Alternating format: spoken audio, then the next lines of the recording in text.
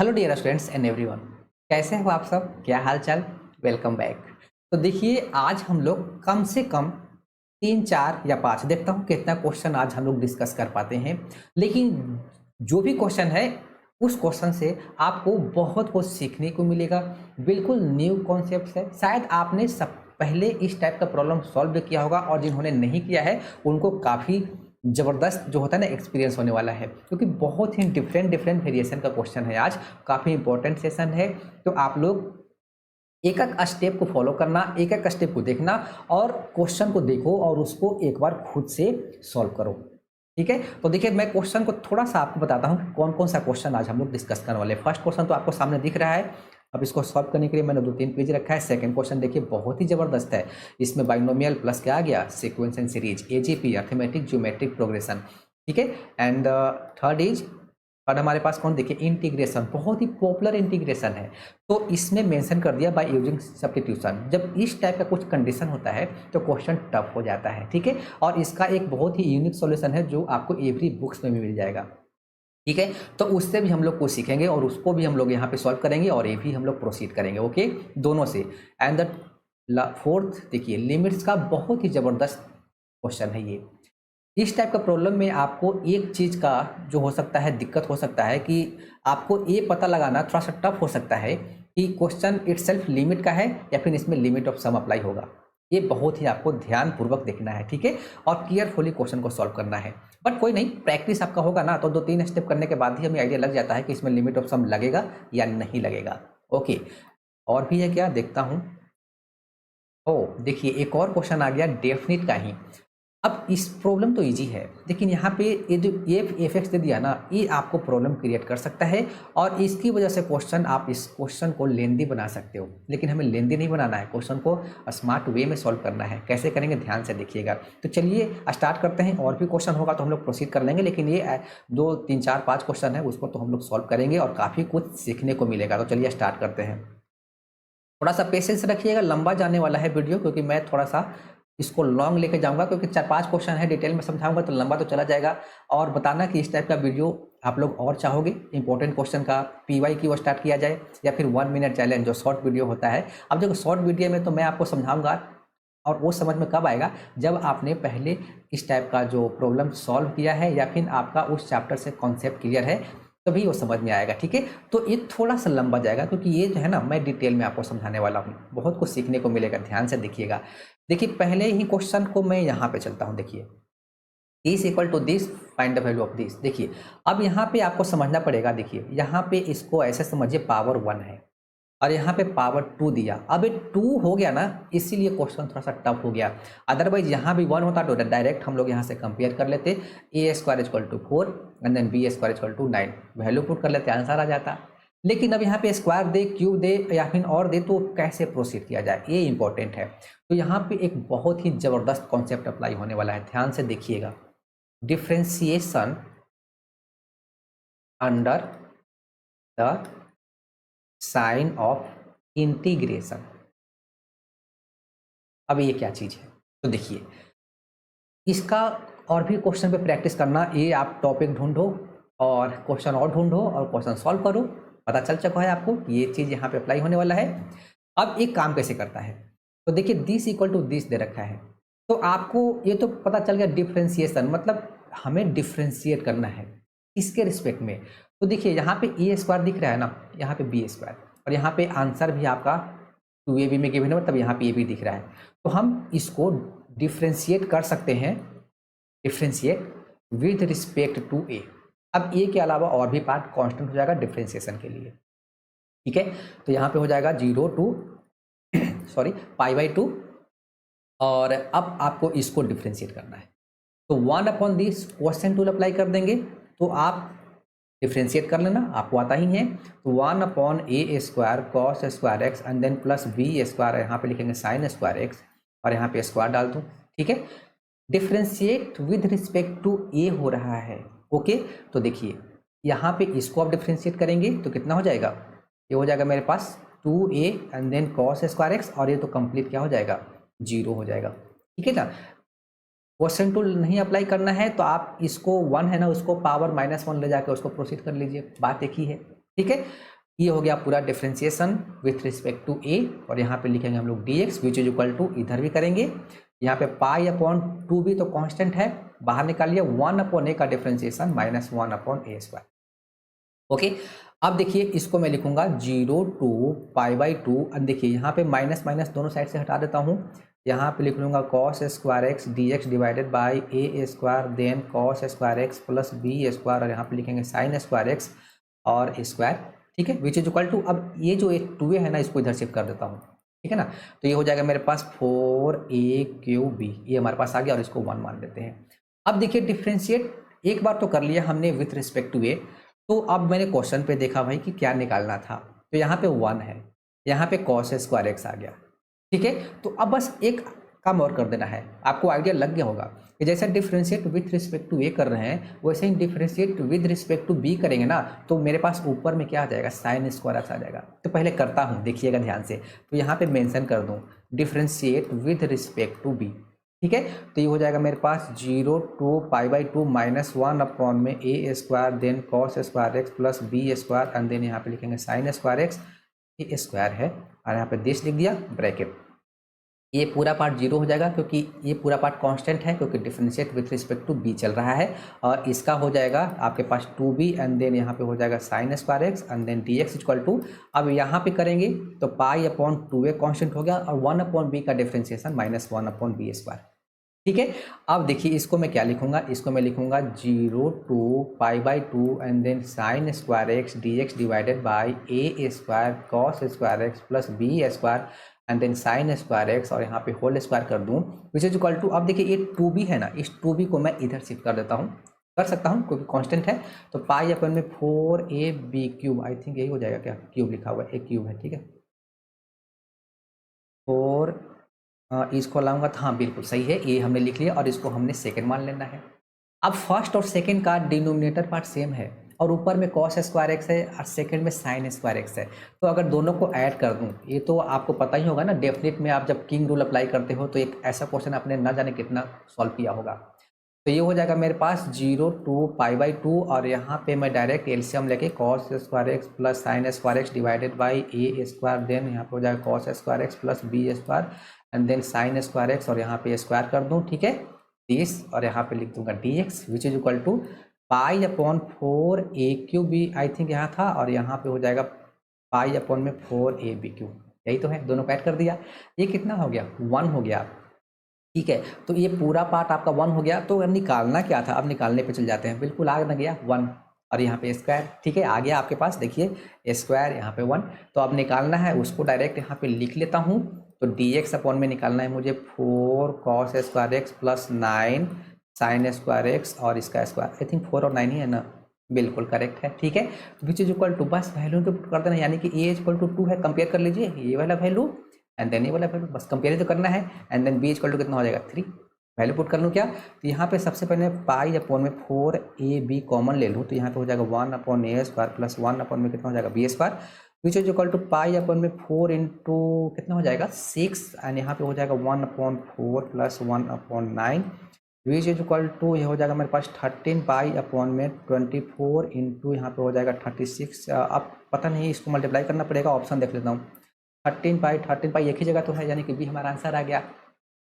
तो एक कॉन्सेप्ट को आप याद रखो, differentiation under the sign of integration, था ना अच्छा क्वेश्चन, काफ़ी एक्सपीरियंस हुआ होगा और आपको अच्छा भी लगा होगा, तो इस टाइप का क्वेश्चन और ढूंढिए और प्रैक्टिस कीजिए। अब देखिए हम लोग आ गए एक बहुत ही शानदार क्वेश्चन पे, ये है एक टेस्ट सीरीज का क्वेश्चन, एक स्टूडेंट का डाउट है, और जो स्टूडेंट का डाउट होता है मुझसे पूछते हैं, मुझे अच्छा लगता है, मैं आपके साथ शेयर करता हूँ, यही मेरा मोटिव है और मैं बार बार यही बोलता हूँ, ये क्वेश्चन मुझे अच्छा लगा, मैं आपके साथ शेयर कर रहा हूँ।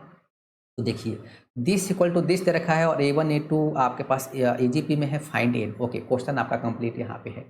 तो देखिए क्वेश्चन का राज क्वेश्चन के किसी न किसी पार्ट में छुपा होता है, इसको देखकर आपके मन में क्या आया, सिंप्लीफाई तो करना पड़ेगा, तो यहाँ पे क्यू करके a⁵ माइनस b⁵ लगा दें, ओके, और इस RHS वाले पार्ट में आपको इसको सिंप्लीफाई करना पड़ेगा, क्योंकि ये तो नॉर्मल सा दिख रहा है और मुझे यहाँ पे तो कुछ क्या सिंप्लीफाई करें पता ही नहीं चल रहा है, तो मुझे यहाँ पे कुछ दिख रहा है कि कुछ बात बन सकता है, तो हम लोग इसको प्रोसीड करेंगे लेकर, ठीक है।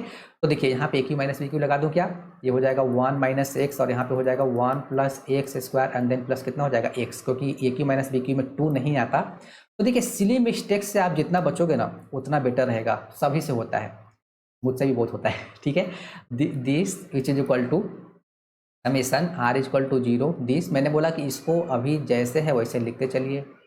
यहाँ पे आपको एक काम करना पड़ेगा, ध्यान से देखिए, यहाँ पे कितना है 2r, यहाँ पे कितना है 3n।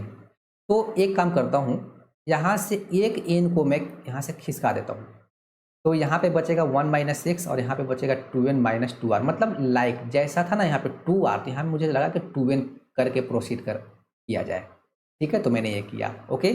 अब इससे आपको एक फायदा हो जाएगा, देखिएगा ध्यान से, दिस इसको लिखेंगे 1 plus x square plus x, this which is equal to, अब देखिए इसको मैं इस समेशन से बाहर निकाल सकता हूँ क्या, क्योंकि पावर n है ना, कोई फर्क नहीं पड़ेगा, r वाले पार्ट को आप नहीं निकाल सकते, तो यहाँ पे आप इसको निकाल दीजिए, summation r is equal to 0 this, यहाँ पे लिख लेंगे ए आर दिस, और यहाँ पे देखिए इसको आप लिख सकते हैं 1 माइनस एक्स, यहाँ से 2 कॉमन ले लूँ तो इसको ऐसे लिख दूँ क्या, और यहाँ पे n minus r. Exponent tool बहुत बेसिक सा हमारे पास एक होता है ना, a to the power m, और ऐसे लिखा होता है तो ए टू द पावर कितना होता है mn होता है, वही अप्लाई कर दिया। तो देखिए यहाँ से एक पार्ट आपका गायब हो गया। क्वेश्चन को जितना सिंपल बना सकते हो सिंपल बनाते हुए ही प्रोसीड करो, जो कैंसिल आउट होता है उड़ाते चलो, ठीक है। अब देखिए यहाँ पे ये चीज़ लिखा हुआ है, यहाँ पे आपका ये चीज़ लिखा हुआ है, बस आपको एक चीज़ यहाँ पे और समझना पड़ेगा, यहाँ पे 1 माइनस एक्स होल स्क्वायर है और यहाँ पे एक्स है, तो कुछ इसी फॉर्मेट में इसको कन्वर्ट कर दिया जाए क्या। तो क्या करेंगे ध्यान से देखिएगा, तो 1 plus x square and then minus x करूँ तो मुझे यहाँ पे प्लस 3x करना पड़ेगा और यहाँ पे पावर n करना पड़ेगा, ठीक है। क्यों किया गया अभी आपको समझ में आ जाएगा, दिस n यहाँ पे लिखेंगे x to the power r और er भी कर दूँ क्या, ठीक है ना, and 1 minus x whole square और होल पावर दिस, ओके। अब देखिए आपको, तो यहाँ पे मुझे यहाँ पे 1 plus x square minus 2x करेंगे तभी तो प्लस 3x करेंगे, यहाँ x है ना, तो यहाँ पे 2 भी तो करना पड़ेगा, ठीक है। अब देखिए ये वाला पार्ट, और मैंने ये क्यों किया तो इसको देखकर, ठीक है ना, तो ये वाला पार्ट आपका बन जाएगा 1 minus x whole square and then plus मेरे पास ये बच गया 3x और इसका पावर n कर दो, ठीक है ना, which is equal to summation r is equal to 0 n a r x to power r 1 minus x whole square और होल पावर कितना हो जाएगा n माइनस r, ओके। अब देखिए कहानी क्या होने वाला है, इसको भी आप लोग समेशन फॉर्म में जनरल टर्म का यूज करके लिख दो, ठीक है। तो इसको आप क्या लिख सकते हो, देखिएगा ध्यान से, summation r is equal to 0 up to n, ठीक है। ये मेरे पास फर्स्ट है तो यहाँ पे NCR पहले तो लिखूंगा और ये हो जाएगा 1 माइनस एक्स, ठीक है ना, और इसका स्क्वायर क्या होता है n minus r, general term पता है ना आपको बाइनोमियल में, x plus y whole power n equal to, उसको लिखते हैं ना TR+1 equal to NCR x to the power n minus r y to the power r। आप r आगे पीछे भी लिख सकते हो क्योंकि NCR इक्वल टू क्या होता है NCN माइनस आर, ठीक है ना, तो उससे आपका टर्म आगे पीछे हो जाएगा, कोई प्रॉब्लम नहीं होगा। तो दिस हमने कर लिया और इनटू यहाँ पे कितना हो जाएगा 3x एंड देन पावर कितना r, which is equal to summation r is equal to 0 up to n this 1 minus x this, और यहाँ पे क्या लिख लेंगे n माइनस आर, ठीक है ना। इसको मैंने लिखा क्योंकि इसको भी एक्सपेंड करोगे तो कुछ वैल्यू आएगा ना, तो उसको मैंने समेशन फॉर्म में लिख लिया, यहाँ पे r का वैल्यू पुट करके आप उसको एक्सपेंड कर सकते हो, बात एक ही है, ठीक है। अब देखिए बात बन गया ना, ये वाला पार्ट क्या है सेम ही तो है, यहाँ पे थोड़ा सा प्रॉब्लम है क्योंकि यहाँ पे x to the power r है और यहाँ पे 3x to the power r है, तो इसको थोड़ा सा फ्रेश लिख देता हूँ, देखिएगा ध्यान से, summation r is equal to 0 this, यहाँ पे लिखूंगा मैं NCR, ठीक है, यहाँ पे लिख लूंगा 3 to the power r x to the power r, ठीक है, 1 माइनस एक्स और यहाँ पे होल स्क्वायर और पावर कितना हो जाएगा n minus r, which is equal to summation r is equal to 0 this, यहाँ पे दिस, यहाँ पे दिस, यहाँ पे 1 माइनस एक्स दिस और पावर कितना है n माइनस आर। तो ये चीज़ देखिए पूरा कंप्लीट, ये और ये देखिए पूरा कंप्लीट, क्या है दोनों सेम है क्या, तो आपको बस कोफिशिएंट को इक्वेट ही तो कर देना है क्योंकि दिस इक्वल टू दिस है तो इक्वेट कर लेंगे, तो इक्वेट करेंगे तो दिस और दिस ये वाला पार्ट दोनों आपस में इक्वल ही तो होगा, ठीक है ना। तो यहाँ पे मैं मेंशन कर दूँ आपको इक्वेट कर देना है, यानी कि NCR 3 to the power r equal to कितना हो जाएगा ये यार, आपको मतलब किससे था, आपको मतलब है A1 A2 A3, तो बस निकल गया ना, हमने यही निकाल लिया, तो अब A1 A2 A3 निकालना कौन सा टफ है, यानी कि A1 इक्वल टू NC1 और यहाँ पे हो जाएगा 3, A2 equal to NC2 and then 3 square, ठीक है, और A3 इक्वल टू कितना हो जाएगा तो NC3 और यहाँ पे हो जाएगा 3, ठीक है। अब ये तो पता चल चुका है कि A1 A2 and then A3 R N AGP तो है, अब ये 3 3 स्क्वायर एंड 3 क्यूब किस में है, जीपी में है। तो अब ये जीपी में हो गया, तो हम लिख सकते हैं कि NC1 NC2 NC3 are in AP, क्योंकि एजीपी मतलब क्या होता है कि arithmetic geometric progression, AP GP दोनों साथ साथ चलता है। तो अगर 3 स्क्वायर 3 क्यूब अगर जीपी में है तो NC1 NC2 NC3 एपी में होना नेसेसरी है। ठीक है, अब ये बन गया तो एन निकालना कौन सा टफ है। अगर एपी में है तो क्या कंडीशन, 2NC2 इक्वल टू क्या होता है NC1 प्लस NC3। ठीक है, यहाँ पे हो जाएगा 2 फैक्टोरियल एन, फैक्टोरियल का एपी साइन होता है। ठीक है, और यहाँ पे फैक्टोरियल 2 फैक्टोरियल n माइनस 2 लिखा हुआ है। ठीक है, विच इज इक्वल टू ये एन होता है, यहाँ पे फैक्टोरियल एन यहाँ पे 6 हो जाएगा, फैक्टोरियल 3 का वैल्यू और इंटू फैक्टोरियल कितना हो जाएगा n माइनस 3। बस, तो देखिए ये 2 से 2 गायब हो गया। अब यहाँ पे हम लोग लिख लेंगे n into n minus 1, factorial part गायब, विच इज इक्वल टू यहाँ पे n एंड देन प्लस यहाँ पे हो जाएगा n minus 1 into n minus 2 divided by यहाँ पे कितना हो जाएगा 6 n माइनस 1, और यहाँ पे n भी तो आएगा, और यहाँ पे हमारे पास n into n minus 1, correct यही हो गया। तो उड़ा दो यहाँ से n हट गया, cross multiply 6n minus 6 equal to 6 plus इसको मल्टीप्लाई कर लो, n स्क्वायर माइनस कितना हो जाएगा 3n एंड देन प्लस 2, सबको एक साइड लाते हैं तो n स्क्वायर माइनस कितना हो जाएगा 9n and then plus 14 equal to 0, यानी कि n square minus 7n minus 2n plus this equal to 0। Factorize कर लो ना, तो n इक्वल टू 7 और n इक्वल टू 2, आप आगे कर लेना। ठीक है, तो n इक्वल टू 7 हमारा आंसर आ गया। 2 नहीं ले सकते क्योंकि रीजन है, देखिए यहाँ पे क्या है, आ गया NC3, यहाँ पे समझिए ना NC3 लिखा हुआ है NC3, तो हम लोग जैसे NCR लेते हैं। ठीक है, तो यहाँ पे n का वैल्यू यहाँ पे 3 है तो 2C3 आप ले सकते हो क्या, नहीं ना, गड़बड़ हो जाएगा ना। r का वैल्यू या तो n के इक्वल होगा या फिर n से छोटा होगा, तो हमारा n इक्वल टू 7 आंसर आ गया। बहुत ही अच्छा क्वेश्चन था, इस टाइप का प्रॉब्लम और भी आप सॉल्व कीजिए, ऐसे क्वेश्चन सॉल्व कीजिए जिसमें 2-2 चैप्टर का कॉन्सेप्ट, 3-3 चैप्टर का कॉन्सेप्ट एक ही क्वेश्चन में लग जाए। मैंने बोला था बहुत ही अच्छा टेस्ट का क्वेश्चन था, और उस टेस्ट का नाम था AITS फिजी का। ठीक है, चलिए एक और क्वेश्चन करते हैं। देखिए अब एक क्वेश्चन के बारे में मैं क्या बोलूँ, आपको सभी बुक्स में मिल जाएगा, और अगर आप बिगनर हो ना तो आपसे कोई पूछेगा कि भाई इंटीग्रेशन आता है, हाँ तो ये क्वेश्चन करके दिखाओ।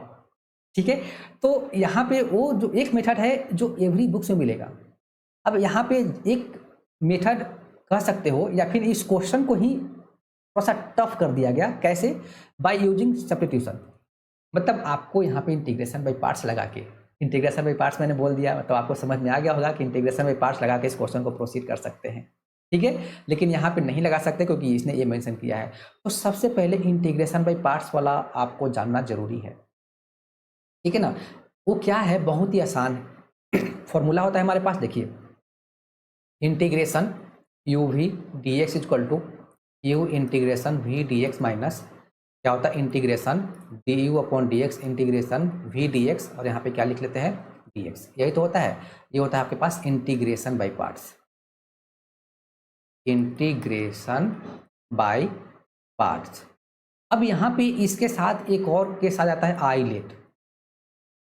ठीक है ना, एक केस मतलब हमारे पास कंडीशन होता है कि आपको कुछ एक ऐसा फॉर्म होता है जिसमें आपको आइलेट लगा के ही इंटीग्रेशन बाय पार्ट्स लगाना पड़ेगा। ठीक है, लेकिन ये बिल्कुल नेसेसरी कंडीशन नहीं है।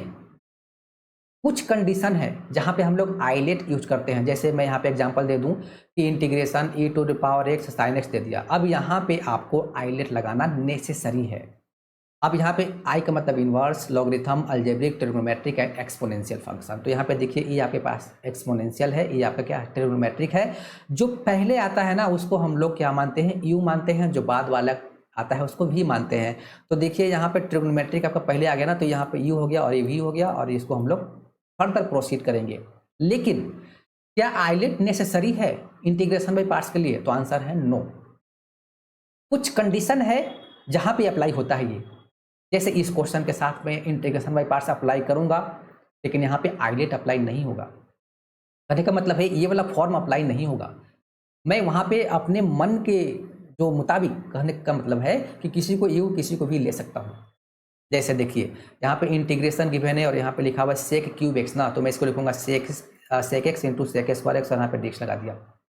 अब यहाँ पे किसको यू लेना है किसको भी लेना है ये आप पे डिपेंड करता है। तो भी किसको लेंगे, जिसका मुझे इंटीग्रेशन पता हो तो इसको ना, इसको भी लेंगे, इसको यू लेंगे। और बेसिक सा चीज़ है, ठीक है। यहाँ पे अप्लाई कर देंगे तो इंटीग्रेशन, पर यहाँ पे आइलेट का कोई ज़रूरी नहीं लगा ना, क्योंकि हमने अपने मन मुताबिक ले लिया। इस चीज़ को आप नोट कर लेना। तो देखिए यहाँ पे हम लोग क्या करेंगे, पहले तो सेक एक्स को बाहर करेंगे, तो यहाँ पे सेक एक्स को चलो लिख लेता हूँ, सेक एक्स यहाँ पे लिखा हुआ है, ठीक है। इंटीग्रेशन क्या लिखा हुआ है, sec square x D x minus integration, ठीक है। यहाँ पे करेंगे d upon d x sec x integration, यहाँ पे लिखेंगे सेक स्क्वायर एक्स और कंप्लीट यहाँ पे लिख लेंगे डी एक्स, ओके। अब यहाँ पे लिखा हुआ है sec x into sec square x का इंटीग्रेशन कितना होता है, tan एक्स, ठीक है। और इसको आई मान के चलिए, ठीक है ना, आई मान के चलेंगे, तो आई इक्वल टू चल रहा है, okay, minus integration sec x का डिफ्रेंसिएशन कितना होता है, तो सेक एक्स tan एक्स आपको पता ही होगा, सेक एक्स आप क्या लिख लेंगे tan एक्स इंटू, और इसका कितना हो जाएगा मेरे पास tan एक्स, और यहाँ पे लिख लेंगे dx। चलो एक को तो इंटीग्रेट कर लिया, प्लस सी कांस्टेंट अब लगा लेते हैं, जितना भी कांस्टेंट आए लास्ट में तो सबका सम करके एक ही कांस्टेंट रखते हैं हम लोग, ओके। तो विच इज इक्वल टू यहाँ पे लिखे हम लोग सेक एक्स और यहाँ पे लिख लेंगे tan एक्स माइनस इंटीग्रेशन, देखिए ये कितना आ गया मेरे पास, ये आ गया sec x into tan square x. अब यहाँ पे एक आइडेंटिटी आपको यूज करना पड़ेगा, देखिए कैसे सॉल्व हो रहा है। तो tan square x equal to मैं सेक स्क्वायर एक्स माइनस 1 लिख सकता हूँ क्या, और यहाँ पे डी एक्स प्लस सी, ठीक है। आई इक्वल टू चल रहा है, आई इक्वल टू यहाँ पे हो जाएगा मेरे पास सेक एक्स और यहाँ पे हो जाएगा tan एक्स, ठीक है ना। इस कंप्लीट इंटीग्रेशन को ही आई माना हुआ है, यहाँ पे आई ही लिखा हुआ है, ओके। माइनस अब देखिए क्या करना है, दिस इंटू दिस करके अलग कर लें क्या, सेपरेट, ये लिखा हुआ है मेरे पास सेक क्यू एक्स, ठीक है, और यहाँ पे लिख लूँगा D X and minus minus plus integration कितना हो जाएगा, यहाँ पे हो जाएगा sec X D X and then plus C. ये क्या फिर से आई लिखा हुआ है क्या, यानी कि आई इजकल टू यहाँ पे लिख लेंगे सेक एक्स एंड देन यहाँ पे लिखेंगे tan एक्स माइनस ए आई, क्योंकि इसी को तो हमने आई माना था। देखा क्वेश्चन सॉल्व हो गया ना, इंटीग्रेशन वाला पार्ट हट गया। And then plus sec x का इंटीग्रेशन कितना होता है एलेन, और यहाँ पे क्या लिख लेंगे सेक एक्स, और यहाँ पे हम लोग लिख लेंगे tan x and then plus C. इसको इधर लेके आइए, यानी कि 2i इजक्वल टू यही पार्ट रह जाएगा, यानी कि i इजक्वल टू हो जाएगा 1/2 यहाँ पे कर दूँ, अब ब्रैकेट डाल दूँ, अब पूरा पार्ट ए वाला लिख लेता हूँ। यहाँ पे हो जाएगा सेक एक्स और यहाँ पे हो जाएगा मेरे पास tan x and then plus यहाँ पे हो जाएगा एलेन और यहाँ पे हो जाएगा सेक एक्स और यहाँ पे हो जाएगा मेरे पास tan एक्स दिस, ठीक है, this and then plus c/2 को ही एक कैपिटल सी मान लीजिए प्लस सी, ये हमारा आंसर आ गया। तो देखा इंटीग्रेशन बाय पार्ट्स से हमने इस क्वेश्चन को प्रोसीड किया, आइलेट भी समझा। आइलेट नेसेसरी कंडीशन नहीं होता है, हाँ कुछ कंडीशन होता है जहाँ पे आपको आइलेट लगाना जरूरी होता है, लेकिन अगर जहाँ पे जरूरी नहीं है तो हम अपने मन मुताबिक भी वहाँ पे इंटीग्रेशन बाय पार्ट्स लगा सकते हैं, किसी को ये किसी को भी ले सकते हैं। बट ये तो हो गया, मैंने आपको एक मेथड बता दिया, लेकिन यहाँ पे प्रॉब्लम तो है कि यहाँ पे आपको क्वेश्चन दिया है कि बाय सब्स्टिट्यूशन, तो हम ये तो मेथड अप्लाई नहीं कर सकते थे, अगर वो मेंशन नहीं होता ना तब तो हमारा आंसर आ गया था, ओके। तो अब कैसे करना है ध्यान से देखिएगा, बाय सब्स्टिट्यूशन यानी कि इंटीग्रेशन सेक क्यूब एक्स है ना, तो इसको लिखिए डी एक्स अपॉन में क्या लिख लेंगे हम लोग कॉस क्यूब एक्स, ठीक है।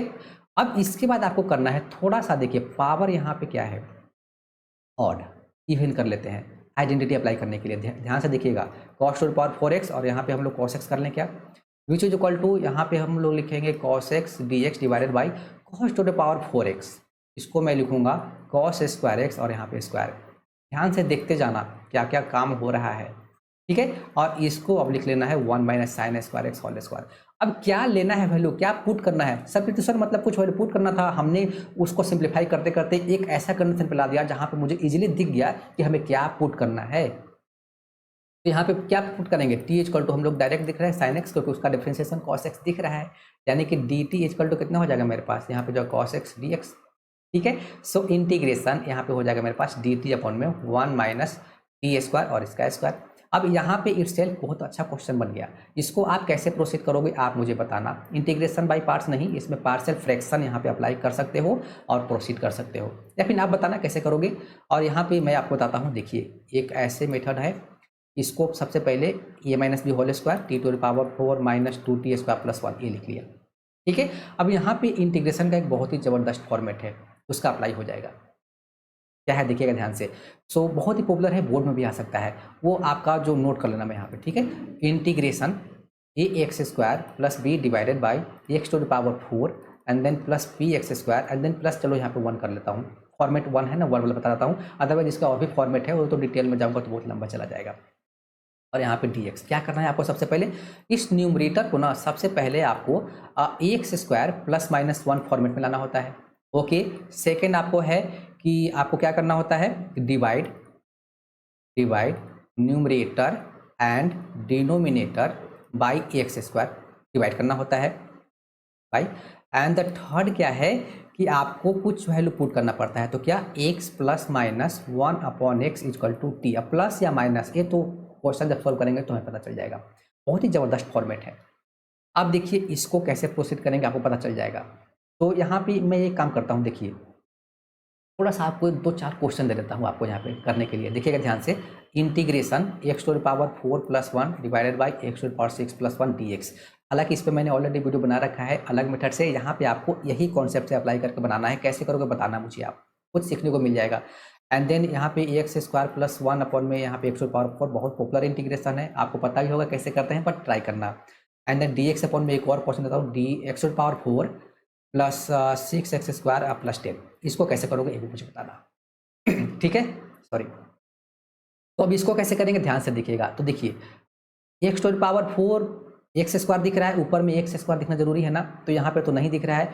तो हमें क्या करना है, यहाँ पे देखिए क्वेश्चन पे आ गया डायरेक्ट, मैं 1/2 यहाँ पे 2 कर दूँ और divided by t⁴ minus 2t² plus 1। ठीक है, और यहाँ पे लिख लेंगे हम लोग dt। अब इसके बाद 1/2 इंटीग्रेशन। अब यहाँ को 2 को ब्रेक करना है 1 प्लस 1, तो यहाँ पे लिखेंगे 1 plus t² and then plus 1 minus t. ध्यान से देखिए मैंने ला दिया फॉर्मेट, देखिए x² plus minus 1 t² plus minus 1 यानी कि 1 प्लस माइनस t² आ गया ना। ठीक है, और यहाँ पे लिखेंगे t⁴ माइनस 2t² प्लस 1 और यहाँ पे लिख लेंगे हम लोग dt। ओके, अब बस इसको 2 पार्ट में ब्रेक कर देना। पहला पार्ट हो जाएगा 1/2 इंटीग्रेशन, देखिए इसको एक साथ रखिए, ये हो जाएगा 1 प्लस t² डिवाइडेड बाई यहाँ पे हो जाएगा t⁴ minus 2t² and then plus 1 और यहाँ पे dt एंड देन प्लस यहाँ पे कर लेंगे 1/2 इंटीग्रेशन। देखिएगा ध्यान से 1 माइनस t² और ये भी क्या लिखा हुआ है 1 माइनस t² होल स्क्वायर और यहाँ पे dt। अब ये इसी के साथ लिखा क्योंकि ऊपर मुझे ऐसा दिख गया तो लिख दिया, यहाँ पे लिखने का कुछ फायदा नहीं होगा क्योंकि यहाँ पे 1 प्लस t² है। तो ये वाला में आपका यही फॉर्मेट लगेगा और यहाँ से डायरेक्ट आपका ये गायब हो गया, डायरेक्ट फॉर्मूला अप्लाई हो जाएगा। तो देखिए हमारे पास क्या बच गया, तो बच गया मेरे पास 1/2 इंटीग्रेशन, यहाँ पे मेरे पास क्या बचा था, तो बच क्या गया, देखिए ना ये फॉर्मेट आ गया ना। क्या करना होता है, dividing numerator and denominator by t², x² की जगह t², तो यहाँ पे कितना हो जाएगा 1/2 1/t² प्लस 1 डिवाइडेड बाई यहाँ पे हो जाएगा मेरे पास t² एंड देन माइनस 2, चलो प्लस 1/t², पहले माइनस 2 आगे पीछे लिख लिया कोई प्रॉब्लम नहीं है। ठीक है, and then plus 1/2 integration dt upon 1² minus कितना हो जाएगा t² माइनस ही था ना। हाँ चलो ये हो गया, हमने यहाँ पे 1², इसको तो डायरेक्ट फॉर्मूला अप्लाई हो जाएगा। और इसमें अब क्या करना है आपको 1/2 integration 1/t² plus 1 divided by, इसको हमें क्या लिखना है, तो दिख रहा है आपको t minus 1/t whole square. ठीक है, बात बन गया। तो देखिए यहाँ पे प्लस होता है तो यहाँ पे माइनस लाना पड़ता है, यहाँ पे अगर माइनस है तो यहाँ पे प्लस है तो यहाँ पे माइनस लाना पड़ता है। आइडेंटिटी आपको याद होगा ना कि x प्लस माइनस, चलो ऐसे लिख देता हूँ, इस which is equal to x² plus 1/x² and then plus minus 2। ठीक है ना, वही कॉन्सेप्ट यहाँ पे अप्लाई हो गया। एंड देन प्लस 1/2 इंटू इसका फॉर्मूला, तो 1/2 है, ये कितना है 1 और यहाँ पे ln 1 plus t upon 1 minus t and then plus constant of integration c1। ठीक है, अब यहाँ पे इसके लिए क्या कि z equal to t minus 1/t ले लेंगे, तो dz अपॉन dt कितना हो जाएगा 1 प्लस 1/t²। तो यहाँ से 1/2 इंटीग्रेशन dz अपॉन में कितना हो जाएगा z², और यहाँ पे तो मेरे पास 1/4 then ln 1 plus t upon में कितना हो जाएगा 1 minus t and then plus c1। इसको इंटीग्रेट कर लीजिए तो माइनस 1 अपॉन में 2 टाइम्स z आ जाएगा एंड देन प्लस ए चलते रहेगा। ठीक है ना, पूरा पार्ट माइनस 1/2 z हमने क्या लिया था, तो t माइनस 1/t। ठीक है, एंड देन प्लस यहाँ पे 1/4, यहाँ पे ln 1 प्लस टी अपॉन में 1 माइनस टी, और चलो इसके लिए c2 कर लेते हैं और इसके लिए हम लोग c1 कर लेते हैं। दोनों को कंबाइन करके आप एक कांस्टेंट c मान लेना और यहाँ पे मैं मेंशन कर दूँ वेयर t इक्वल टू हमने क्या पुट किया था, t इक्वल टू हमने पुट किया था sin x, I think t equal to sin x। तो यहाँ पे आप t के वैल्यू sin x पुट करके और सिंप्लीफाई कर लेना, हमारा आंसर आ गया। तो देखा, अगर सब्स्टिट्यूशन मेथड भी मेंशन कर दिया तो भी हमने इस क्वेश्चन को प्रोसीड किया और हमने एक जो बहुत ही पॉपुलर जो वे है मेथड है इंटीग्रेशन बाय पार्ट्स, यहाँ पे हमने उसको भी प्रोसीड करके सीखा, आइलेट का कॉन्सेप्ट देखा। तो बहुत कुछ सीखने को मिल रहा है ना आपको। चलो एक और क्वेश्चन करते हैं, limit n to infinity this. ठीक है ना, अब देखिए एक क्वेश्चन इतना अच्छा है, ये भी एक टेस्ट का क्वेश्चन है, एक स्टूडेंट का ही डाउट है, अच्छा लगा मैं आपके साथ शेयर कर रहा हूँ। तो देखिए ध्यान से, तो इस टाइप का प्रॉब्लम को हम लोग कैसे प्रोसीड करेंगे। सबसे बड़ा चैलेंज है, मैंने बताया कि लिमिट्स का क्वेश्चन है या फिर लिमिट ऑफ सम का क्वेश्चन है। तो अब एक काम करना पड़ेगा, सबसे पहला स्टेप है, चाहे वो लिमिट ऑफ सम का हो या फिर लिमिट्स का हो, कोई मतलब नहीं है, आपको इसको सबसे पहले सिंप्लीफाई करना है। क्या करना है, या तो इसको इस ब्रैकेट के अंदर ले जाइए, या फिर ब्रैकेट के अंदर से यानी कि यहां से कुछ कॉमन ऐसा लीजिए ताकि ये पूरा हट जाए, ठीक है ना, या फिर थोड़ा सा सिंपल करने की कोशिश कीजिए, कहने का मतलब है। तो देखिए एक चीज सबसे पहले मैंने यहाँ पे इसको अंडर मार्क किया है, तो इसको थोड़ा सा सिंप्लीफाई करूँ क्या, एन, अब चूंकि इसको मैं लिखूंगा तो 1 अपॉन में लिखूंगा, और यहाँ पे लिखा हुआ ए दिस लिखूंगा, और इसको मैं लिखूंगा 1 अपॉन में एन, और यहाँ पे ऐसे, और इसको ऐसे लिख सकता हूँ क्या, ठीक है। देखिए ए टू द पावर एम, और यहाँ पे एन होता है, टू टू द पावर यहाँ पे एम एन होता है, तो एन इन टू एन कितना हो जाएगा, एन स्क्वायर, यही तो सेम लिखा हुआ है। अब ये वाला दिख गया आपको और ये दिख गया, बात बन गया। इसको ब्रैकेट के अंदर लेके चल जाइए, तो हम लोग लिखेंगे limit n to infinity n plus two to power zero कितना होता है 1, तो 1 लिख लिया, ठीक है। एंड देन सॉरी यहाँ पे लिखता हूँ n plus 1 upon 2, and then n plus 1 upon 2 square, और इन टू चल रहा है तो n plus 1 upon 2 to the power n minus 1, ठीक है ऐसे, और ये आपका ऐसे लिखा हुआ है, और पावर एन मैंने बोला कि अब देखिए इसको मैं इस ब्रैकेट के साथ ही यहाँ पे डिवाइड में इन टू द पावर एन कर दूँ, क्योंकि ए एन तो है ना, तो देखिए हो गया ना पूरा। अभी भी थोड़ा सा आपको इसी पे काम करना पड़ेगा। देखिए ये सब चीज़ करना सीख जाओगे ना तो मैथ का भी टफ नहीं लगेगा, और मैथ से आपको प्यार हो जाएगा। क्या करना है देखिएगा ध्यान से, इसी को कर रहा हूँ, n to the power n लिखा हुआ है, मैं एन के power 1 plus 1 plus 1 plus 1 plus 1 लिख दूँ क्या। अब इसके क्या कारण है, तो इसको लिखूंगा n into n into n into dot. अब ये क्यों लिखा गया, इस एन को इस ब्रैकेट से divide, this upon this, this upon this, this upon this, मतलब हर एक ब्रैकेट के साथ एक एक एन आपको शिफ्ट करा देना है, बस बात बन गया। यही तो सबसे इंपॉर्टेंट था इस क्वेश्चन का, सबसे इंपॉर्टेंट पार्ट, पहले ब्रैकेट के अंदर ले जाना फिर ऐसे कर देना। तो देखिए एन प्लस 1 अपॉन एन कितना हो जाएगा, 1 प्लस 1 अपॉन एन, ये हो जाएगा 1 प्लस 1 अपॉन 2n, और ये हो जाएगा मेरे पास 1 अपॉन 2 स्क्वायर इंटू एन, ठीक है, और this 1 plus 1 upon n into 2 to the power n minus 1, और इसको मैं ऐसे कर देता हूँ, और यहाँ पे दिस, और पावर कितना है ये, लिमिट एन टू इन्फिनिटी है, limit n to infinity 1 upon n क्या होता है, 0 होता है, मतलब ए जीरो, मतलब लिमिट्स का जो फॉर्म है ना ये 1 टू द पावर इन्फिनिटी है, तो आप इससे भी क्वेश्चन को प्रोसीड कर सकते हैं, ठीक है।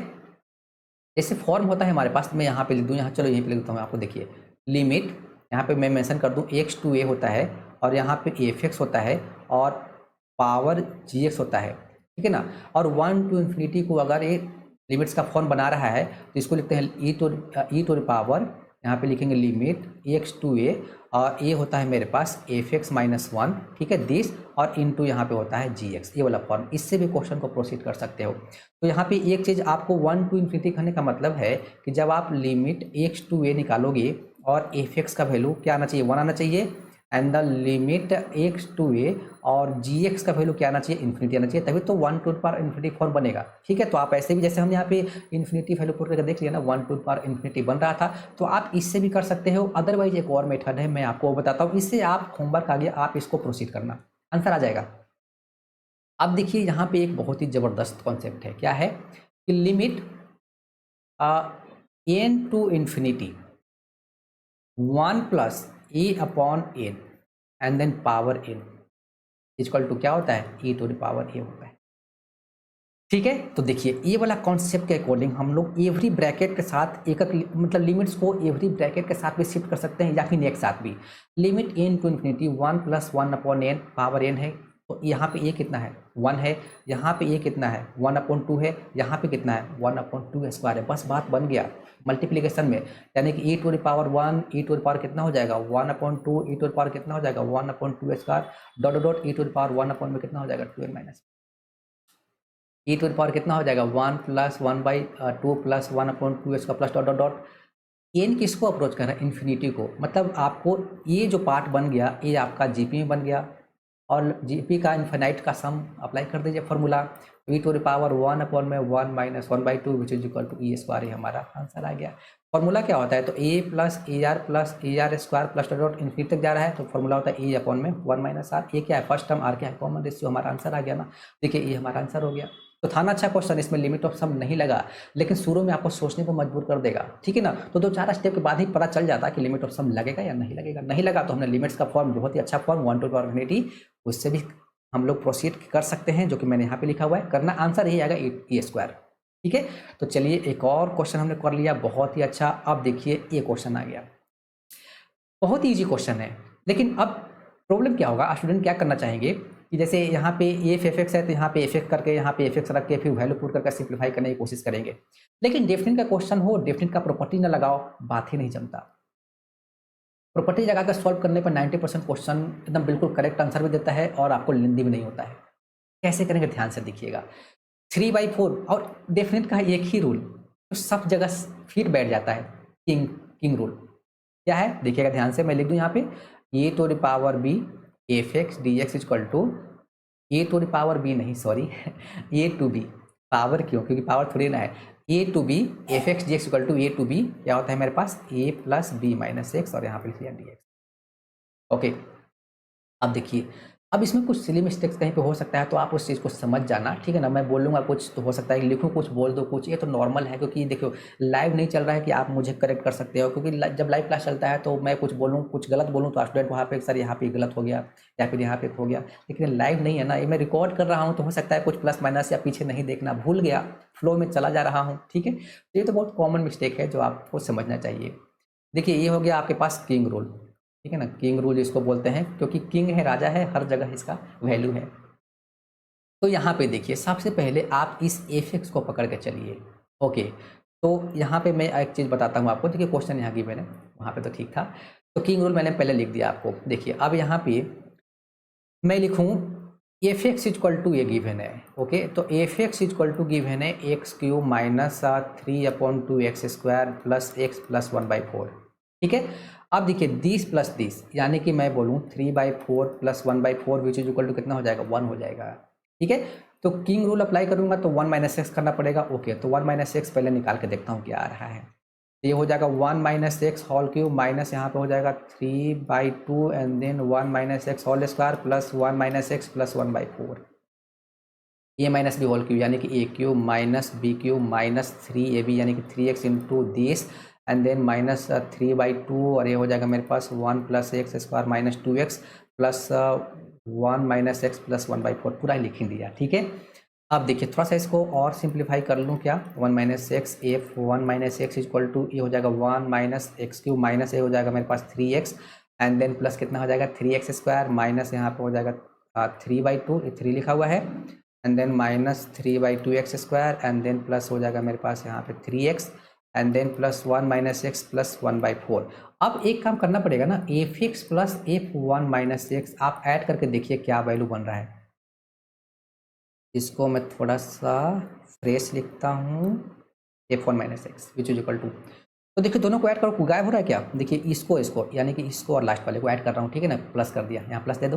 ओके ठीक है, देखिए ये पार्ट से ये पार्ट गायब हो गया, प्लस 1/4 कुछ गायब होगा, minus 3/2x square minus 3/2x square, ये हो जाएगा माइनस 6/2 माइनस 3x स्क्वायर, यानी कि ये पार्ट से ये पार्ट गया एंड 3x से आपका 3x गया, इस x से x गया, अरे भाई सब कैंसिल हो गया, मतलब ये क्या हो गया, ये आपका कुछ गायब बचेगा क्या, f x plus f minus 1 equal to, सब तो गायब नहीं होना चाहिए, कुछ आपका बचना भी चाहिए, प्लस 1/4 प्लस 1/4 और ये 1 और 1 2 है, माइनस 3/2 है, तो ये हो जाएगा 1/4 प्लस 1/4 कितना हो जाएगा 1/2, यानी कि यहाँ पे लिखता हूँ 1/2 एंड देन प्लस यहाँ पे 1 है एंड माइनस यहाँ पे 3/2 है, इतना ही है, तो क्या बचेगा बताइए, 3/2 जीरो ही हो गया है, तो पूरा कंप्लीट ही जीरो हो गया। दोनों को ऐड करने पर कुछ नहीं बचा, यानी कि ये जीरो हो गया क्या, x cube minus 3/2x square minus 3/2x square minus 3x square and then plus 3 square, x से आपका एक्स गायब हो गया, यहाँ पे 1 प्लस 1 क्या बचेगा 2 और 1/4 प्लस 1/4 1/2 एंड देन यहाँ पे बचेगा मेरे पास 1 प्लस 1 यानी कि ये भी तो बचेगा, यानी कि 1 बचेगा। आई थिंक जीरो नहीं हो बचा, 1 बचेगा। देखिए ये 1 बचा, ये 1 बचा, क्योंकि ये 2 हो जाएगा 1 प्लस 1 और -1 सॉरी प्लस 1/4 प्लस 1/4 1/2 यानी कि ये बचा एंड यहाँ पे -3/2। तो देखिए ये हो जाएगा 3/2, ये जीरो हो जाएगा, 1 बचेगा, 1 बचेगा, जीरो नहीं हो, आंसर जीरो तो है ही नहीं, तो जीरो हो ही नहीं सकता। ठीक है, थोड़ा सा आप अच्छे से कर लेना, यहाँ पे मैंने जल्दी जल्दी में कर दिया ना, लेकिन 1 बचेगा। ओके, अब आपको ये काम करना है, एक्स को आपको एफ एक्स से रिप्लेस कर देना है। ठीक है, तो यहाँ पे हो जाएगा एफ एक्स, ठीक है, एंड देन प्लस एफ, यहाँ पे हो जाएगा 1 minus f x this which is equal to कितना हो जाएगा, 1 हो जाएगा। ठीक है ना, ये बहुत ही शानदार कॉन्सेप्ट है। बस तो क्वेश्चन आपका सॉल्व हो गया। ठीक है, देखिए यहाँ पे आप इसको अब आई मान लेते हैं, ठीक है, इंटीग्रेशन वाले पार्ट्स को। तो आई इजकल टू 1/4 एंड देन यहाँ पे लिखा हुआ है 3/4 और यहाँ पे लिखा हुआ है एफ और यहाँ पे दिस और यहाँ पे लिखा हुआ है डी एक्स। अब अप्लाई कर दीजिए किंग रूल और इसको 1 मान लेते हैं। सो वाई इजकल टू हो जाएगा मेरे पास 1/4 एंड देन यहाँ पे हो जाएगा 3/4, ठीक है, और एफ और यहाँ पे लिखेंगे एफ, कितना हो जाएगा 3/4 प्लस 1/4 1 होगा ना, यानी कि 1 माइनस एक्स दिस और यहाँ पे लिख लेंगे डी एक्स और इसको हम लोग सेकेंड। ठीक है, अब दोनों को ऐड कर दें,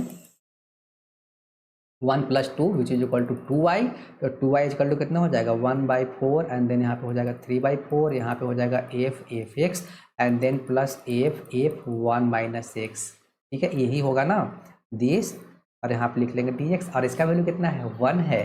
सो 2y इज इक्वल टू यहाँ पे इसको लिखेंगे 1/4 and then 3/4 1 dx which is equal to x हो जाएगा एंड देन 1/4, ठीक है, और यहाँ पे हो जाएगा 3/4। सो 2i इजक्वल टू कितना हो जाएगा मेरे पास 3/4 माइनस 1/4 यानी कि 1/2, तो मेरे पास i का वैल्यू कितना आ जाएगा 1/4 है क्या? जी, हमारा आंसर आ गया। देखा, अच्छा क्वेश्चन था ना। तो ये थोड़ा सा लास्ट में हमने ये तो पहले किया हुआ है, मैंने इस पर वीडियो बना रखा है, बस इतना ही क्वेश्चन था। तो ये वाला पार्ट में मैंने थोड़ा जल्दी जल्दी करके, होता है ना ओवर स्मार्ट कि जीरो आ जाएगा, जीरो ऑप्शन पे ही था। अगर यहाँ पे जीरो आ जाता तो पूरा ही क्वेश्चन में जीरो होता। और देखिए गलती से अगर यहाँ पे ऑप्शन पे जीरो दे देता ना तो ये फटाफट फटाफट कैंसिल होता ना, तो बच्चे क्या करते, सब कैंसिल आउट हो जाएगा, यहाँ पे जीरो हो जाएगा और लास्ट में आंसर जीरो हो गया, तो इसके जीरो हो गया, लेकिन वो गलत हो जाता है। तो कैलकुलेशन एरर कम होना है, इसका ध्यान रखिए, ठीक है ना, क्योंकि ओवर स्मार्टनेस में सब चीज़ गलती हो सकता है। जैसे हमने अभी मैंने यहाँ पे किया, अरे सब कैंसिल और जीरो होना, लेकिन यहाँ पे 1 बचा। ठीक है ना, तो इस चीज़ से आपको बचना चाहिए। और ये कैसा लगा और मुझे बताइए कौन सा सेशन स्टार्ट करूँ, PYQ इंपॉर्टेंट क्वेश्चन 1 घंटे 1.5 घंटे का, या फिर 1 मिनट चैलेंज भी मैं कंटिन्यू रखूँ, आप मुझे बताना। Thank you, all the best, good luck.